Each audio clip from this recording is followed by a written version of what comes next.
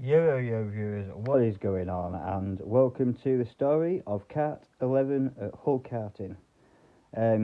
Today in the video you're going to see, following this intro, is going to be a 30-minute 2-for-1 practice session that me and my friend attended. My friend Ryan has been to the circuit 2 or 3 times now, and the last time in similar conditions to what we had in the video you're about to see, damp, wet and tricky, he was in fact actually 2 to 3 tenths faster than me on his fastest lap.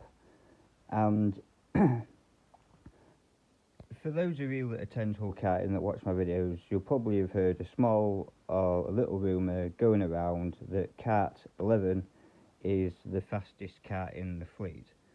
Now, I've been told several times that Kart 11 and all of the karts are indeed the same, and it's effectively the driver and the weight of the driver that makes the difference in the kart, or any kart for that matter, which I believe to be true anyway, because I've attended the circuit numerous times since they've taken possession of their new fleet of Evo 3 Biz karts, and having drove maybe 4 or 5 of the karts there in the fleet now, none of the karts will go above 34 mile an hour in the slipstream, or 33 mile an hour on their own.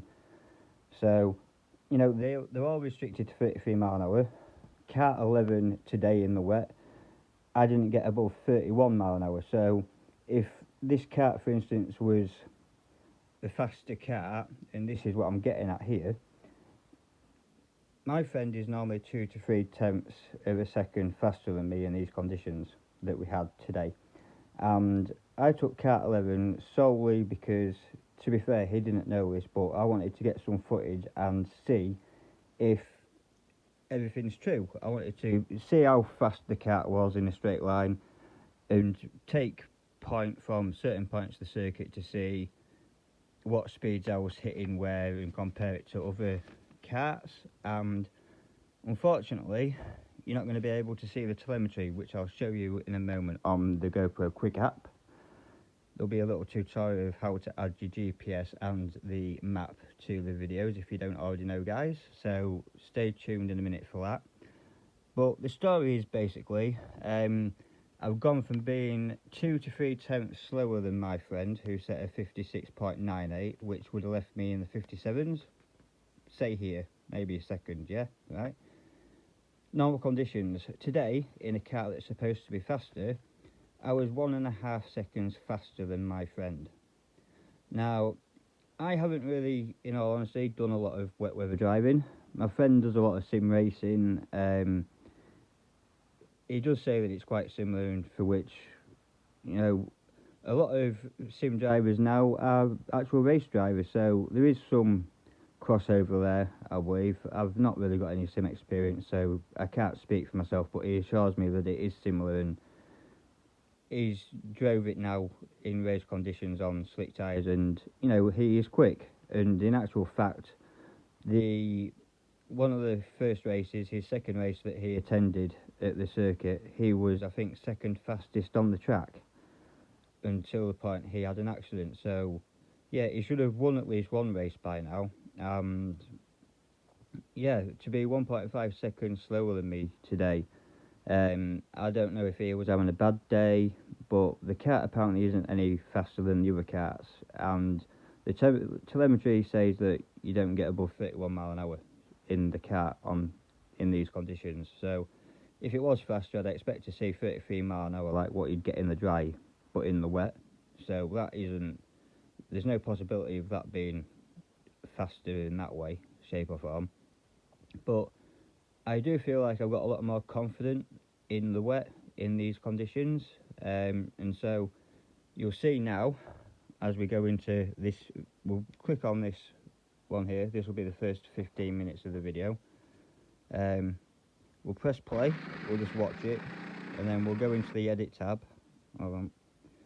You can see here we've clicked the edit tab, which is the bottom left it was. You want to go all the way over to stickers, which is here, and then you have your speedo, your speedometer. So you click on the speedometer, which will come up in the top left,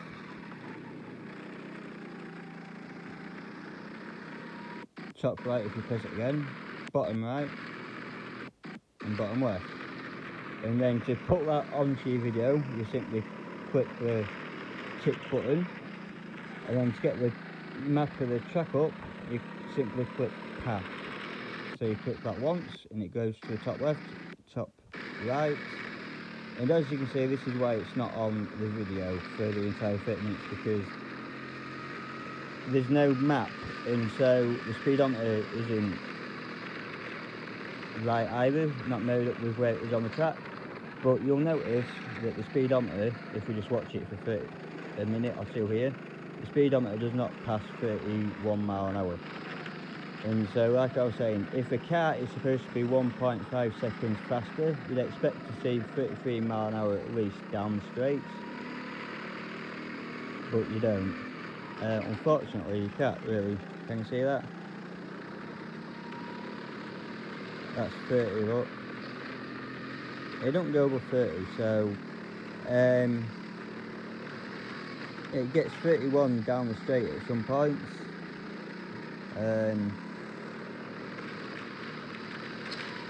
But yeah, I felt a lot more confident on the brakes into the hairpin down the first straight. I'll show you in a minute. I think I was a lot smoother here on 90% of my laps, carrying more speed as well, so I could have made up time there. But I just felt more comfortable today. I felt focused, I was in the zone, you know, and yeah. We'll leave this part now and we'll go straight into the 30 minutes. So here we are, viewers, going into our 30 minutes practice session. As you can see, that's my friend in front, and the first thing you really need to do when you first go out in any go-kart really is generate some tyre temperature, and that is done by leaning on the outside edge of the tyres, which is why you'll see a lot of people swerving vigorously from left to right, leaning on the outside tyres, generating that core temperature. When you're sliding, and I'm sorry there, right, you were a little bit too cautious for me there. I could feel the grip. I'd had a bit of a mess around on the steering wheel as we came out of the pits, so I had a bit more tyre temperature than you when I was able to lean on the kart. I get a better drive out of here, and this is it. This is what I've been working on, maximising my weight advantage for down the straights and off of the straights. So I take a wider line there, which allows me more traction and more grip. If you look back, he slides wide there, because I've got more temperature, core temperature, I'm able to just slide up the inside and drive a nice line around that hairpin, pulling away before trying to take this flat with a bit of oversteer there, steering from the rear. But yeah, you need to get your tyres up to temperatures, and you can see here I'm still flicking the steering wheel about here and there to generate some more grip and stuff. And so yeah, I'm driving Kart 11. As you probably know, there's a rumour going around people who race at Hull Karting that this is a pocket rocket, and my aim today was to try and prove this point, but I have been told several times by Hull Karting that all the karts are the same, they're new, the setup the same, the engines are all restricted to around 33 mile an hour, which, from going off previous experience and watching my previous footage in other karts, I haven't been above 34 mile an hour with a slipstream, 33 mile an hour without, in any kart that I've driven at this circuit in the dry. If this kart is 1.5 seconds a lap faster,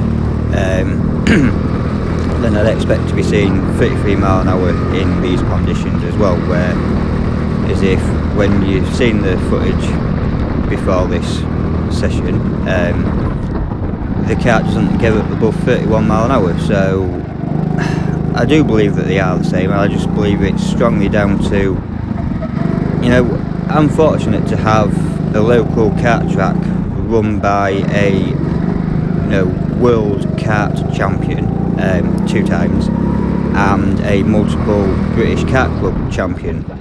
He works there as a marshal there, and I've been fortunate enough to be on track with him a fair few times, and you know, he's given me a lot of advice, and so has Ayrton. And Brendan's advice has solely come from watching my videos back and being out on track with me, where he'll follow me around for a few laps, we'll have a race and stuff like that, and I am quicker than him, but he always picks up on something that I'm doing wrong and where I can improve on things, and he's helped me become the driver that I am today. I would say he's been so helpful, and you know, he's told me that the only way you can learn is by having someone behind you.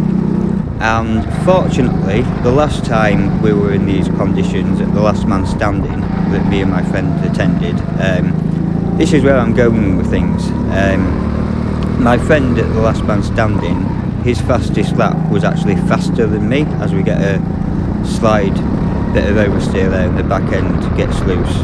That isn't the line to be taken in these conditions. You do really need to hold a wide line, get all the grip built up in the tyres and get a good exit off of the corner for the following straight, which is where I utilise my weight advantage. And so, you know, having people behind you and being able to give you feedback about your driving and stuff is advantageous. And this is where I've learnt so much off Brendan, because of the time I've spent on track with him and him following me around. I've learnt so much off of him watching me and my videos. And so when I came across another video from the same last man standing event that me and my friend attended, the person in question actually qualified just behind me and spent 4 or 5 laps behind me. And watching his footage back, I realised that there was a lot of places in which, in these conditions, I can gain a lot of time. And a lot of this time was gained down into the first hairpin after the first straight. So the hairpin that I'm referring to is on the right here at the end of the other straight. So we'll wait till we get down there. But yeah, not just that, I think I've gotten a bit smoother on the steering wheel as well, which allows you to carry more speed. I've also, you know, the last time I was in a car was the endurance race, which was my last time here, and it was 2 hours in pretty much similar conditions. So I had 2 hours to improve on my driving in these conditions, figure out what was what really, and then put it all into this video. And as you can see here, I've got the back end skipping really late on the brakes into that hairpin now. And in the last man standing video, you can watch the videos back, and I'll also leave the link for the other gentleman's video where you see him following me. You can see how much time he gains on me on the brakes, and so I knew watching the video back I was losing a bit of time coming off of that straight into the hairpin on the brakes, and he was, you know, he was quicker than me there. So that was a big moment. My heart stopped there, it did. So, but yeah, back to the guy being behind me, watching that video, I could see he was catching a lot of time on me into the hairpin at the end of this next straight. I've watched the video back myself, my own onboard footage, as I go well too wide there. I like to keep a tight line off of that corner into that straight, so I maximise all my weight advantage, get a good traction off of the corner on the dry section, and keep it straight down into the hairpin. I believe that's where I've made up a lot of time. But not just that, I felt more confident in myself after watching my other videos back, watching the video back of the guy being behind me. You know, I figured out where I'd gone wrong, what I was doing wrong and stuff, and I am hoping that the 1.5 seconds that I found in time difference between me and my friend is at least, say, I don't know, 3/10 of it is maybe the go-kart, yeah? 3/10 of the advantage is his go-kart being a bit slower, so that's 6/10. That's still 9/10 of a second I think I've improved, and that is, you see, I don't want to be all the way over there on the left. I'm going to be all the way on the right, all the way down here as well. Heavy braking. You know, that wider line there is a lot quicker than taking a tight line and having to correct it 9 times out of 10 on the apex because of the old concrete. So, you know, when we come back up to my friend again, you'll notice it's the same situation again. He takes a different line to me, has to come back across the track while that's taking time out of his lap time. I'm still on straight course accelerator down, lots of traction, lots of grip, maintaining that all the way down the following straight into the next corner can get you a lot of time as well. And so, you know, I do think I've improved a hell of a lot. I take a different line to a lot of people there as well. Getting the outside tyres loaded up on the dry, getting more, you know, keeping the temperature in the tyres, which is a big thing here. You know, just getting the traction off of there. I mean, I think that was the person that was lapping in 1 minute 8 seconds. But you saw the grip that I had just on the dry part of the line, having a straighter exit, than running all the way wide onto the water, onto the slippery slippery part where you get less traction, less grip and less acceleration. Plus you have to come back across the track, so you're covering more distance as well, which can maybe be 1,000th of a second, but that is still time as well. I felt like I was a lot smoother in this corner, carrying more speed as well. So, you know, I learnt a lot from watching the Last Man Standing video back on my own, and the other gentleman in question. Like I said, I'll leave his comment in his video in the link description below. But yeah, hopefully if you enjoy this video guys, please hit the like button, hit subscribe if you haven't already, share the video and channel with your friends and family on social media, text messages or however you communicate. Maybe show them a video one day, you know. All the support is much appreciated. I wouldn't make the videos if you weren't watching them. So every view is much appreciated. We've just hit 30 subscribers. Let's see if we can get to 50 by the end of the year, shall we? But yeah, I'm going to let you guys get off now. On one other note, my not last man standing, that is already up. My most recent outing, the Tour Endurance before this one, is in the editing process, but I'm going to release this one so you've got something to watch, so you can watch this now going forwards. So yeah, enjoy the video guys, hit the notification bell if you want to see more future content, and yeah, peace, see you on another video.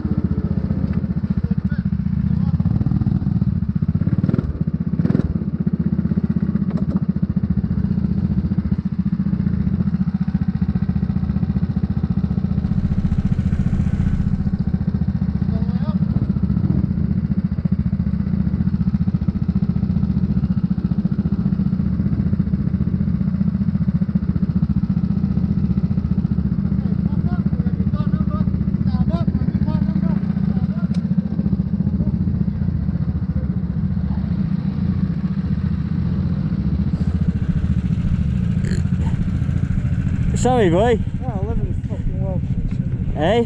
11's just well quick. Was it? It's loads quicker. 13's shit. Unit my car, because I called that out on the way around. I was like, there's number 11. So you go and jump it. Well, Oh well. Upside down. I learnt loads in that 2 hours, mate. That endurance. How was it out there? No, that's bollocks, my car. Spot on. It didn't look too slippery, yeah.